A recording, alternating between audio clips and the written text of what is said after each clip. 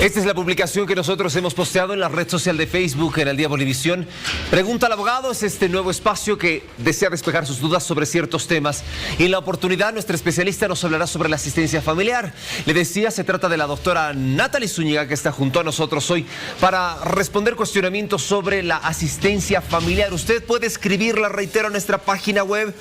Todas serán absueltas con nuestra especialista. Doctora Zúñiga, ¿cómo le va? Buenos días. Buen día, gracias por la invitación. Felices de estar en este nuevo espacio compartiendo sobre estos temas. La gente necesita información y eso es lo que vamos a hacer. Empezamos, ¿qué es la asistencia familiar? A ver, la asistencia familiar es un derecho y una obligación de las familias que se debería prestar de manera voluntaria. Es decir, si yo tengo un hijo, estoy en la obligación de darle los recursos para que tenga una vida digna, ¿no? Hay muchos casos en los que lamentablemente esta asistencia familiar no se presta de manera voluntaria y es donde vamos a acudir nosotros a la vía judicial para exigirla, porque evidentemente existe un estado de necesidad.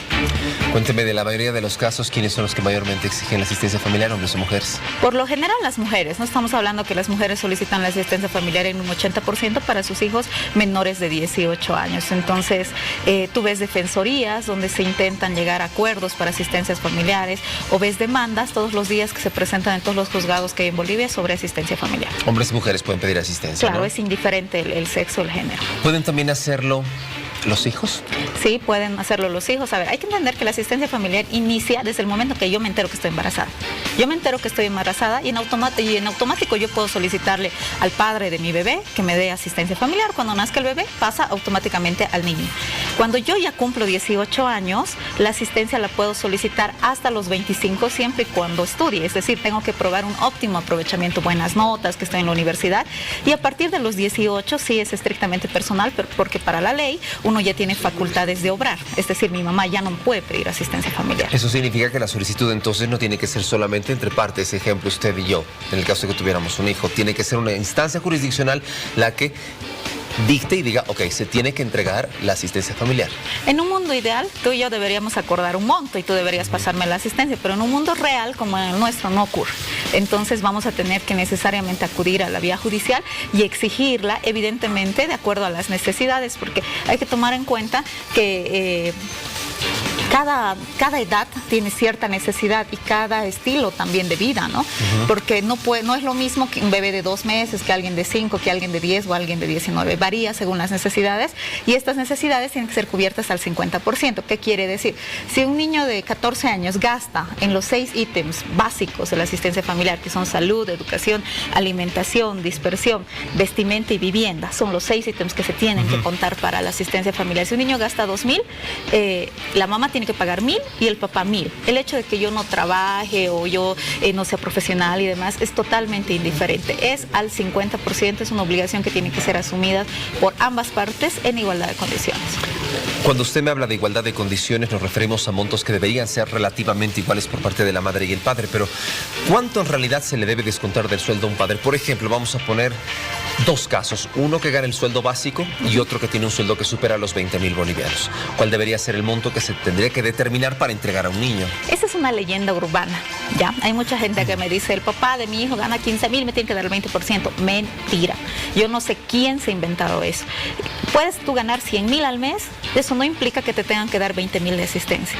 La asistencia es de acuerdo a las necesidades. Se hace una sumatoria de todo el monto en general que tú gastas para que te presten, porque la asistencia se va a fijar en base a 2 elementos, a la necesidad y a la capacidad económica. En casos de sueldo mínimo nacional, igual es cuestionable, porque puede ser que tenga otros ingresos. Ahí sí, la ley 603, que es el Código de las Familias, ha fijado un mínimo que es ahora 424. Esto sube cada año. Estamos en 367, hoy estamos en 424 bolivianos. Nadie en el país puede otorgar una asistencia menor a 424 bolivianos, absolutamente nadie. Al año, el próximo 1 de mayo, esta asistencia subirá. No estamos hablando que por lo menos 448 bolivianos gasta, entre comillas, a un niño o a alguien para vivir dignamente. Entonces, ese es el mínimo. Tú puedes ganar, te reitero nuevamente, 100.000, 50.000. Eso es indiferente al momento de aplicar la asistencia familiar. Sí, evidentemente vas a mostrar capacidad económica, pero hay mucha gente que es evasora de impuestos. Los comerciantes, por ejemplo, ganan miles y miles. No tienes forma de probar pero evidentemente se presume, ¿no? Porque no sé, qué sé yo, se van fuera del país de vacaciones, tienen cuentas bancarias, pasan prestes y demás. Entonces la prueba es amplia en materia familiar. ¿Es acumulable? Acumulable desde el día en que solicitas. Es decir, si tuvimos un hijo, por ejemplo, yo te inicio la demanda y te notifico, es retroactivo al día que te notifico. Puede ser que hemos llegado a audiencia y en audiencia 1.500 fije la juez y no te paga durante 2 años, sí puedo liquidar y es la única deuda que tiene cárcel además. La asistencia familiar es imprescriptible, intransferible, irrenunciable. Es decir, hay muchas negociaciones también que se hacen debajo de la mesa y esté muy atenta a la gente.